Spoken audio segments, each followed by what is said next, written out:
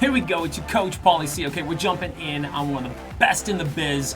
Okay, our job as salespeople is to make connections, to influence, to create conversations, not wait for them. And so what better opportunity to listen to one of the best in the business, Mr. Grant Cardone, Uncle G. Okay, so we're gonna listen in on a live sales call with Grant Cardone on how he maneuvers through objections and resistance for the purpose of you doing that, regardless of whether you cold call or not, to be able to make better connections, to move through apprehension and resistance. Now, he's jumping in on a call of one of his salespeople where he got the objection, I need to think about it.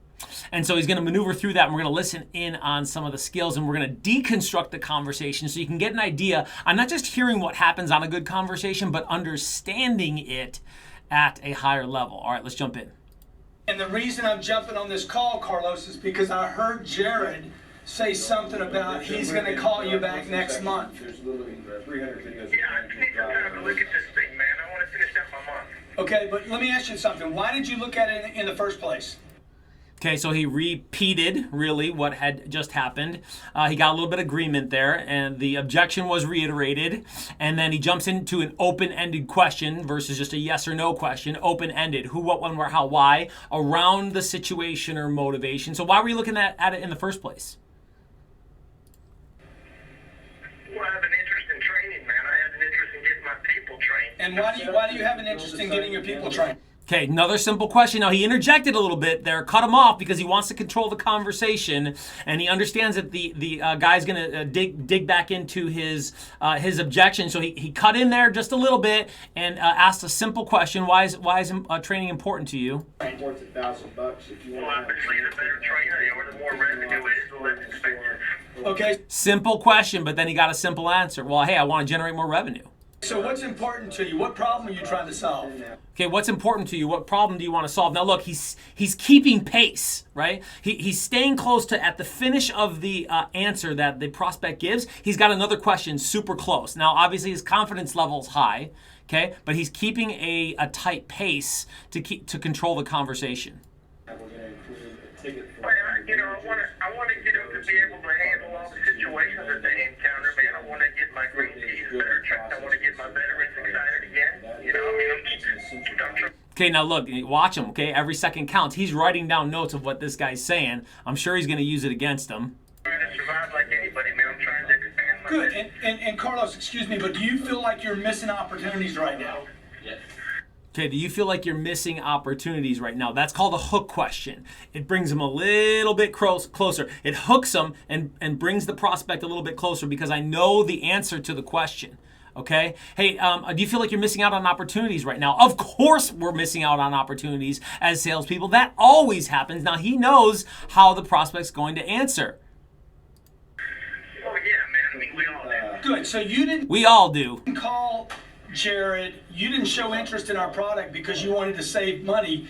You called Jared because you want to increase your income by your revenue by having your people better handle situations, get your veterans experience, and get your newer salespeople trained. Okay, this was brilliant. As I just said just a few seconds ago, he asked, why is this important to you? The guy answered, Grant took notes, and then used that in regards to reframing. Really, he was level shifting right here. You didn't call because you wanted to save money. You called because you wanted to A, B, C. Bang, he lays it out for the guy. Now, those were that was the guy's words. That was the prospect's words. That's brilliant when you can use the prospect's words against them, okay, or for them to help reframe the fact that, hey, this is not really about saving money. This is about X, Y, and Z because this is what you wanted. Now, he prefaced that with a good, simple question prior. What is this really about? What do you want, Mr. Prospect, with whatever industry that you're in? Now, if I'm listening carefully, I'm taking notes to make sure that I'm able to go back to that. I'm able to reframe the fact that, hey, this is while the objection's in the way, let's refocus on what it is why this is important, or why you even considered to look at this in the first place. Can you hear me? Yeah, but I still want to spend this month on your product is what he's asking too. I mean, can't you guys do better than that? 15. Boom, there's the real objection. This wasn't about thinking about it. It's never about thinking about it.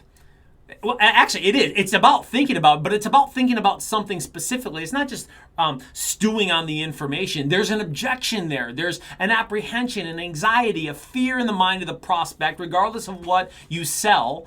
And so you got to get to the bottom of it, and he has by asking simple questions, and then bang, there it is. There's the objection. The real objection. Well, the $1,500 a month, that's your objection, is the cost? See, he's moved already. Well, that's one of the objectives. Sure. You got $1,500 a month. I just got to wrap my arms around that. Yeah, well, let me explain to you that it's not $1,500 a month, it's $36,000. Is that yourself? Plus the $4,000 startup fee, which means it's $40,000. I need you to think about a $40,000 decision, not a $1,500 a month decision. Okay, so we're gonna see where he takes this, right? Because this is pretty interesting. He went from, most salespeople are trying to chunk down the amount so that it seems more palatable, right? Hey, this is not really about this fee. It's really about you can it's more palatable if you're thinking about it as a monthly fee. He's actually chunked it back up, so we're gonna see where he takes this, because he goes, look, it's not really about a $1,500 fee. It's really about a $36,000 fee with $4,000 onto that. You're really looking at $40,000. He uses a little silence to let that sink in. Let's see where Uncle G takes it. You're going to be on this program 2 years, not 1 month. If you're not going to be on it 2 years, you need to tell me that up front, because then we don't need to do it. It won't work anyway. Let me ask you a question, Carlos. I will. Okay, he used a little bit more silence there. Grant does this well. I think if the guy would have responded, he may have responded a little bit differently. But he let that sink in. He realized that some of the silence was doing the work for him as far as understanding that there's commitment here. And then he moved on. He jumped in and made sure that he was still controlling the conversation. When's the last time your company spent $40,000? Thank you. We probably spend almost that a month on advertising. Have you ever had it not? Have you ever had it not work is what he was going to finish saying there. Now, look, he knows his prospect. Do you know your prospect on which questions to ask? Because he probably understands that the targets that they're going after have spent quite a bit of money on advertisements, right? Because he goes, well, hey, we spent X amount of dollars, which was tremendously more than the $40,000 we were talking about, okay? Not work. Well, you can't ever really put a finger on it, but I'm sure, it's working somehow. We want to keep spending the money. Right. So look, you're going to spend $40,000 to train your people over 2 years, to handle every opportunity that comes to you, and you spend $480,000 in the same period of time on advertising. This represents basically 8% of your ad budget. Okay, now we've reframed perspective here. He asked him a good question on how much he spends on advertising, how much he spends. Last time he spent $40,000. Then the guy admitted, because that was a great question, and he knew that his target, that his prospect spends a lot of money on advertising, would say an amount. The guy admits the amount. Well, we spent $480,000 over the last couple of years. And so, hey, we're looking at $40,000 in the same time frame. That's 8% of what you've been spending on advertising. Okay, he's reframing perspective here. Do you want to train your people? Do you want them motivated? Simple question. If so, if you're going to do this sooner or later, Okay, a little bit of a faux pas there. He should have slowed down and let him answer, okay, because that was a great, simple question. He used a little bit of silence. He felt like the guy wasn't responding, and so then he jumped back in. But then the guy responded, so hearing what he had to say, I think was important there. I think he could have let him respond and see which direction he was going to take it, but he talked over him a little bit.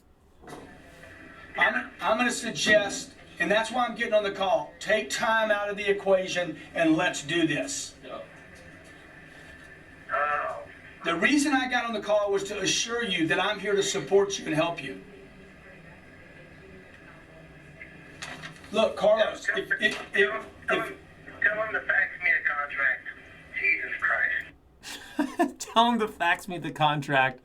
Whew. Okay, and so there it is. He closes them. Now look, he had a little bit of leverage there because when he first got on the call, you didn't hear prior to when we first started recording, is that the guy said, "Oh my gosh, I'm talking to Grant Cardone," and so he was a little impressed that Grant had gotten on the call. Maybe you're able to use that in your business with a partner on your team, or with you're working in an industry where that happens, where you can elevate the call to a senior exec or manager or salesperson. You may use a tactic like that. But he used a little bit of silence still towards the end there in regards to understanding that, hey, I'm expressing the understanding that, hey, I'm here for you.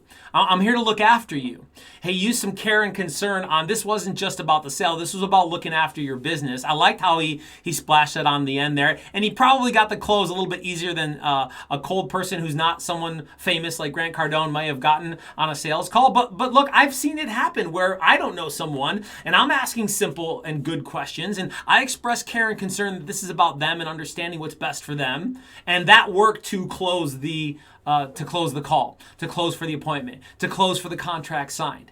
How simple are the questions that you're asking? Are you asking simple questions? Do you know you're prospecting your target around what simple questions may be relevant to them to help them think a little bit more, to help them understand, to make decisions that are best for them? If you're spending $500,000 every couple of years on advertising, and we're talking about a $40,000 investment to be able to power up the communication and the conversations and the ability to create relationships with your people, because we know people are the best investment.